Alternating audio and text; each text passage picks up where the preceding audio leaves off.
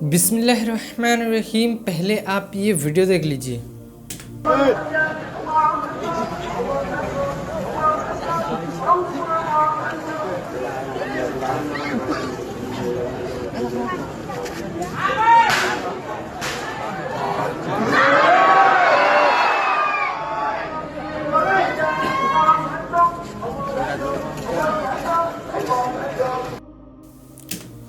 السلام علیکم.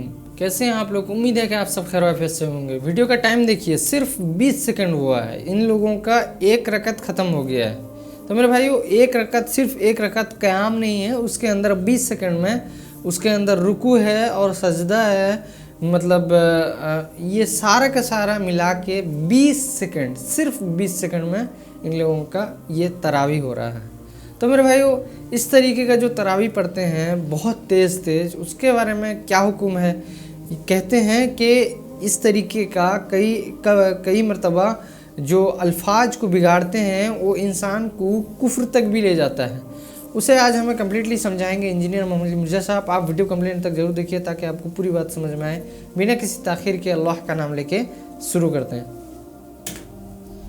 اگلا سوال بھی ایک بھائی کا ہے کہ وہ یہ کہتے ہیں رمضان المبارک میں نماز تراویح کے دوران اگر امام صاحب کی قرات سمجھنے میں دشواری ہو رہی ہو یا سمجھ ہی نہیں آ رہی ہو ان کے اسپیڈ کی وجہ سے، تو کیا اسی مسجد کے کسی کونے میں کھڑے ہو کر خود ہم امامت کر کے جو ہے وہ تراویح پڑھا سکتے ہیں، یا اس کا کوئی اور حل ہے؟ تہاڈی جرت نہیں، یہ بھائی کا سوال ہے. ان کو کر کے دسو، کونے میں کھڑے ہو کے جماعت کرا کے. ٹھیک ہے، جماعت کران دیندے نے تانوں. اچھا سوال نہیں پوچھنا تھے. ٹھیک ہے، وہ اس کا طریقہ یہ ہے کہ جب وہ تیز سپیڈ سے پڑھا رہے ہو، آپ پیچھے جا کے سپیڈ آہستہ کر دیں.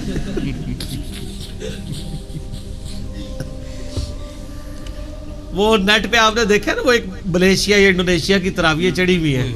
ہوئے ہوئے ہوئے ہوئے کس طرح یار وہ انہوں نے مذاق اڑایا ہوا ہے.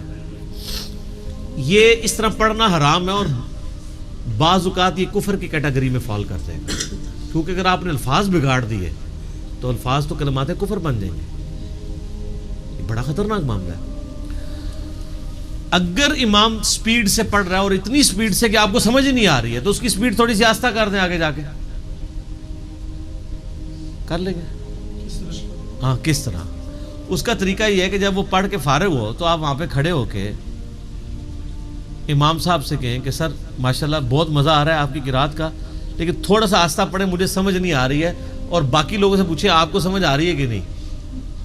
اور یہ کام آپ خود نہ کریں، کسی سفید داڑھی والے سے کرائیں تاکہ اس میں کوئی غصہ بھی نہ کھائے. آپ کو تو وہ لمحہ پا لیں گے نا، مستنڈے کہہ کے. ہاں، مستنڈے کہہ کے. لیکن یہ بالکل آخر میں کرنا ہے آپ نے. پہلے ان کو علیحدہ ہی لے کے جا کے نا کمرے میں جا کے شہزاد بھائی سمجھانا ان کے سر کمرے بھی چاہو، ضروری سوال ہے. تو اور میں آپ کو بتاؤں، اکثر یہ اس لیے بھی کر رہے ہوتے ہیں کہ انہوں نے چھلانگیں بھی مارنی ہوتی ہیں اور قرآن زبانی سے یاد بھی نہیں ہوتا. اگر وہ ایک ایک لفظ پڑھیں گے تو وہ آپ تو غلطی پکڑ لیں گے. اور آج کل تو ہر دوسرا بندہ سامنے بنا ہوا ہے، لوگوں نے اسمارٹ فون پیچھے اٹھائے ہوئے ہیں، مصحف اٹھائے ہوئے ہیں. تو ان سے ریکویسٹ کر کے سپیڈ آہستہ کروائیں، کیونکہ سپیڈ تیز ہے. تو سر رمضان کا مقصد اضافی نوافل نہیں ہے، قرآن سننا ہے. اس لیے ہم کہتے ہیں جہاں 20 تراویح ہوتی ہیں 20 پڑھ کے نکلیں، جہاں 40 ہوتی ہیں وہاں 40 پڑھ کے. 40 والی پارٹی بھی ہے نا. جی جی، مالکی تو 40 کے قائل ہیں. یہ تو 20 کا تو انہوں نے ڈھونگ مچایا ہوا ہے نا صرف. اور ایون شیعہ کے ہاں بھی ہے. ان کے ہاں تو یہ ہے کہ پہلے 20 روزوں میں آپ نے 20 تراویح پڑھنی ہے، لیکن جماعت سے نہیں، اپنی اپنی. تو یہ مالکی کیوں 40 پڑھتے ہیں؟ آپ کی تو ویڈیوز میں امام مالک کا جو ہے وہ حدیث 11 رکعت ہے. نہیں، آج کل کے مالکی تو پڑھ رہے ہیں. میں نے کہا قائل ہیں، ہو سکتا ہے کٹر ہوئے تو پڑھتے ہوں گے. سوڈان سارا مالکیوں کا ہے، وہ 11 رکعت پڑھتے ہیں. صحیح، ٹھیک ہے. یہ آپ کو جو آپ کے وہ مسٹنڈے مولانا صاحب بتاتے رہتے ہیں نا، چاروں اماموں کا اتفاق ہے. ان کو کہ جائیں سوڈان میں، امام مالک کے ماننے والے ہیں، ان سے کہیں 20 پڑھیں. میرا اپنا ایک بڑا قریبی دوست سوڈان رہا ہے اپنی جاب کے سلسلے میں کتنا عرصہ، تو کہتا ہے ہم 11 ہی پڑھتے رہے وہاں پہ، اور وہ مالکی تھے. ہاتھ چھوڑ کے پڑھتے تھے، باندھ کے بھی پڑھتے تھے. اس اسپیڈ کا ایک سلوشن سمجھ میں آتا ہے کہ کیا یہ ضروری ہے کہ پورا قرآن آپ ختم کریں بجائے اس کے کہ ترتیل کے ساتھ اسی قرآن کو کر لیں؟ سلوشنز کی طرف تو ابھی میں سر شروع کی، مجھے عرض تو کرنے دیں. ٹھیک ہے. ہاں، اس میں یہ ہے کہ ایک تو جا کے سپیڈ آہستہ کریں اس کی امام صاحب کی، اس کے لیے آپ کوئی بھی طریقہ ڈیوائز کریں. دوسرا یہ ہے کہ چونکہ اس کا مقصد قرآن سننا ہے، آپ اپنی مسجد بدل لیں. جہاں کوئی صحیح پڑھ رہا ہے وہاں جا کے پڑھنا شروع کر دیں، بجائے مولویوں کے ساتھ پنگا لینے کے. ضروری ہے کہ آپ نے اس مولوی کو ہی سیدھا کرنا ہے جو سیدھا ہونے کے لیے نہیں تیار. تیسری بات جو آپ نے کہی کہ ان سے کہیں یار پورا قرآن ختم کرنا کیا ضروری ہے، آپ آدھا قرآن پڑھ لو. اور صورتوں کے ساتھ پڑھنے کا تو میں مشورہ نہیں دوں گا. صورتوں کے ساتھ پڑھنے تو سر آپ اکیلے ہی پڑھیں. صحیح بخاری میں موجود ہے، سیدنا عمر نے جب وہ تراویح کی نماز شروع کرائی تو اس میں آپ نے کامنٹس دیے کہ اس سے بہتر رات کے آخری پہر میں اٹھ کے گھر میں نوافل پڑھنا ہے، تو وہ تو سب سے افضل ہے. تو اگر آپ نے پڑھنا ہے تو آپ خود اپنا مصحف اٹھا کے نا تو سر مسجد کے کونے میں نا آپ جماعت کرائیں، آپ اپنے گھر میں کرا لیں بیوی بچوں کو کھڑا کر کے. کیونکہ صحیح مسلم میں حدیث ہے مرد کی فرض کے بعد سب سے افضل نماز وہ ہے جو وہ گھر میں نفلی نماز ادا کرتا ہے. قیام اللیل گھر میں کرنا افضل ہے مسجد کی نسبت. اچھا جی جی یہ ہم نے تو پچھلی دفعہ یہ آپ سے سنا ہوا تھا، لیکن ظاہر ابھی آپ نے دوبارہ ریپیٹ کیا. تو یہی یہ فرما رہے تھے اس کے برعکس یہ آپ کہہ لیں جو آپ نے بتایا کہ جماعت کے ساتھ نبی علیہ السلام نے تعلیم فرمائی ہے اور اس کے اوپر جو ثواب والے معاملات بھی ہیں. وہ ترمذی میں ایک حدیث ہے کہ نبی صلی اللہ علیہ وسلم فرمایا جس نے امام کے ساتھ قیام کیا اسے پوری رات کے قیام کا ثواب ملے گا. وہ ٹھیک ہے. یہ کون سی نماز تراویح ہے؟ ہاں نماز تراویح رات کی قیام جو ہے. تو یہی لیکن یہ اس صورت میں جب آپ قرآن سن رہے ہیں، ایک بندے کو قرآن نہیں آتا تو اس کے لیے تو افضل یہ ہے کہ امام کے پیچھے پڑھے. ایک بندے کو قرآن آتا ہے یا وہ خود پڑھنا جانتا ہے تو اس کے لیے افضل یہ ہے کہ وہ خود پڑھے. اصل مقصد قرآن سننا ہے کہ آپ سال میں ایک دفعہ قرآن کا دورہ کر لیں. آپ کو ہوتا ہے نا صحیح بخاری میں حدیث ہے کہ حضرت جبرائیل علیہ السلام ہر سال نبی علیہ السلام کے ساتھ دورہ قرآن آ کے کرا کرتے تھے، اور ایک سال آپ نے 2 دفعہ کیا تو آپ نے فرمایا مجھے لگتا ہے کہ میری وفات کا وقت قریب آ چکا ہے. اور یہ حدیث اسی میں ہے وہ جو سیدہ فاطمہ کے کان میں ایک بات کہی تو آپ رو پڑی، پھر ایک بات کہی تو ہنس پڑی. تو وہ جو روئی کیوں تھی تو آپ نے فرمایا تھا کہ ہر سال جبرائیل میرے پاس ایک دفعہ آتے تھے، اس دفعہ 2 دفعہ آئے ہیں، مجھے لگتا ہے میری موت کا وقت قریب ہے. تو رو پڑی اور پھر کہا کہ میرے اہل بیت میں سب سے پہلے تم مر کے میرے پاس پہنچو گی، تو اس پہ وہ مسکرا پڑی. یہ حدیث بخاری مسلم دونوں میں موجود ہے. تو یہ سپیڈ والا معاملہ جو ہے نا جی کوئی فائدہ نہیں سر. آپ اگر پیچھے کھڑے اور آپ سمجھ رہے ہیں کہ میں صرف پیچھے کھڑا ہونے کا مجھے ثواب مل رہا ہے، نہ قرآن کا ثواب ہے. اور قرآن نہیں سمجھ آ رہا چپ کر کے میرے بھائی فرض پڑھ کے سنت وطر پڑھ کے گھر جا کے سو جاؤ اور صبح فجر تکبیر اولیٰ سے پڑھ لیں. یہ میں آپ کو پوری رات کے قیام کی گارنٹی دیتا ہوں. صحیح مسلم میں حدیث ہے، سیدنا عثمان غنی رضی اللہ تعالیٰ کہتے ہیں کہ نبی علیہ السلام نے فرمایا جس نے عشاء کی نماز جماعت سے پڑھی اس کو آدھی رات کے قیام کا ثواب ہے، اور جو پھر فجر بھی پڑھ لے اسے پوری رات کی قیام کا ثواب. ہم تو کہتے ہیں لیلۃ القدر حاصل کرنا بڑا آسان ہے، اور یہ شارٹ کٹ شریعت نے خود دیے ہوئے ہیں. ایک شارٹ کٹ یہ ہے کہ آپ فجر سے اشراق تک مصلی پہ بیٹھے رہیں، یہ لمبا ہے. اور ایک شارٹ کٹ اس کا یہ ہے جو صحیح مسلم میں ہے کہ جس شخص نے سبحان اللہ وبحمدہ عدد خلقہ ورضا نفسہ وزنۃ عرشہ ومداد کلماتہ یہ کلمات 3 دفعہ پڑھ لیے اسے اس سے بھی زیادہ ثواب مل جائے گا. ایک طرف یہ ہے کہ بخاری مسلم میں حدیث ہے نبی علیہ السلام فرمایا جو شخص ایک دن روزہ رکھے اور ایک دن چھوڑے تو وہ اس کے روزے داؤدی روزے صوم الدہر والا وہ شمار ہوگا، ہمیشہ روزہ رکھنے والا. اس کا شارٹ کٹ یہ ہے کہ نبی علیہ السلام نے فرمایا بخاری مسلم میں حدیث ہے جو مہینے میں 3 روزے رکھ دے وہ ہمیشہ روزہ رکھنے والا شمار ہوگا. اور اس کا بھی شارٹ کٹ ہے جو صحیح مسلم ابو داؤد ترمذی نسائی ابن ماجہ میں ہے کہ جو رمضان کے روزوں کے بعد شوال کے 6 روزے رکھ لے وہ ہمیشہ روزہ رکھنے والا شمار ہوگا. 6 روزے کدھر مہینے کے 3 روزے 36 اور کہیں 365 کا آپ آدھا کر لیں، تقریباً 250 کے قریب روزے رکھنا پڑے تو تب آپ جا کے ہمیشہ روزہ رکھنے والے سے کدھر 250 کدھر 6 روزے.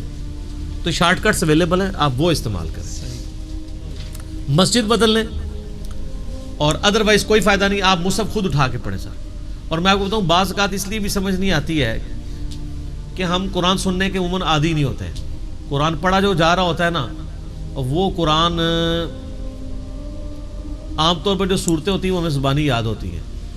وہ جب کوئی پڑھ رہا ہو نا قاری تو ہمیں سمجھ آ جاتی ہے. جیسے ہی دوسرا قرآن شروع ہو نہیں سمجھ آتا. کیوں؟ آتی نہیں ہے ہمیں. سورہ فاتحہ کتنی بھی تیز کوئی پڑھ رہا ہو آپ کو سمجھ آ جائے گی کیونکہ وہ آپ کو آتا ہے. اس کا میں آپ کو ایک اور حل بتاتا ہوں میں نے جو پچھلے دنوں کیا ہے. میں جس مسجد میں قیام کر رہا ہوں نا اس مسجد میں قاری صاحب کی بڑی اچھی قرات ہے، لیکن وہ مچھروں کی وجہ سے آج کل وہ اندر شفٹ ہوئے ہیں، اندر والے پورشن میں، یعنی وہ ہال کے اندر، ہال میں انہوں نے لگایا ہوئے اسپیکر، اوپر ڈوم ہے اتنا بڑا، اب وہ آواز ٹکراتی ہے، گونجتی ہے، وہ سمجھ نہیں آتی وہ کیا پڑھ رہے ہیں سوائے سورہ فاتحہ کے۔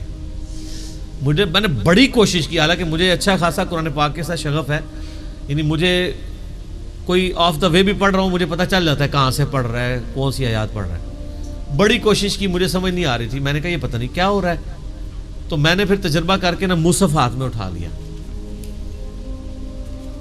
تو ایک ایک لفظ صحیح سمجھ آ رہا ہے، پھر میں تھوڑی دیر کے لیے آنکھیں بند کروں پھر سمجھ آنا بند ہو جائے، پھر میں نے کہا یار یہ قاری کا قصور نہیں ہے، آواز گونجنے کی وجہ سے وہ باریک کنسنٹریشن جو آپ کو ٹائنیس ڈیٹیل تک چاہیے وہ نہیں مل رہی ہوتی، تو میں نے اسی لیے کلپ پچھلی دفعہ ایک ریکارڈ کروا کے چڑھا دیا ہے کہ نماز تراویح میں کیا قرآن پڑھ سکتے ہیں، قرآن دیکھ کے آپ پیچھے کھڑے ہو سکتے ہیں، وہ اسی لیے کہ آپ اپنے اینڈرائڈ فون کو ایئر فلائٹ موڈ کے اندر کریں اور پیچھے کھڑے ہو جائیں، مصحف اٹھا کے کھڑے ہو جائیں، سامنے ڈیسک رکھ لیں، سجدے میں جاتے وقت اس میں رکھ لیں اور ویسے ہاتھ میں پکڑ کے رکھیں، اور نماز میں رفع الیدین ایسے کر لیں، کافی ہاتھ اٹھانا ہی ہوتا ہے نا، یہ قبلہ رخ ہو جائے گا، یہ نہ بھی ہو، ہاتھ آپ نے اٹھا لیا آپ کو رفع الیدین ہو گیا، ٹھیک ہے، تو آپ مصحف ہاتھ میں رکھیں، تو یہ جہاں پہ تیز قرآن ہے آپ ذرا ایک دفعہ تجربہ کریں کہ مصحف ہاتھ میں رکھ کے نا یوں سننا شروع کریں تو آپ کو ایک ایک لفظ سمجھ آنا شروع ہو جائے گا، اور آپ کو تراویحوں کی تھکاوٹ بھی نہیں، اور اس سے بھی بہتر یہ ہے کہ ترجمے والا قرآن رکھ لیں، مجھے تو چونکہ ترجمے والے قرآن کی ضرورت نہیں پڑتی، الحمدللہ مجھے سمجھ آ رہی ہوتی ہے،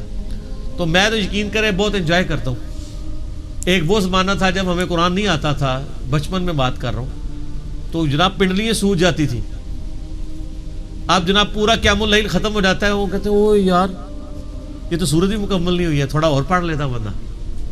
یہ ٹیسٹ آپ بھی فیل کر سکتے ہیں عربی سیکھے بغیر، آپ ترجمے والا قرآن سامنے کھول لیں اور وہ عربی پڑھ رہا ہو نا، اللہ نے انسان کو اتنی صلاحیت دی ہے کہ آپ عربی بھی سنتے جائیں گے دیکھ کے، نیچے جو ترجمہ بھی پڑھتے جائیں، کچھ عرصے بعد آپ کو کئی الفاظ کا ترجمہ بھی آنا شروع ہو جائے گا۔ اینڈرائڈ فون میں بھی آپ ترجمے والا کھول لیں عربی کی بجائے، تو آپ تھوڑا تھوڑا نیچے بھی نگاہ ڈالتے جائیں تو آپ بڑا انجوائے کریں گے۔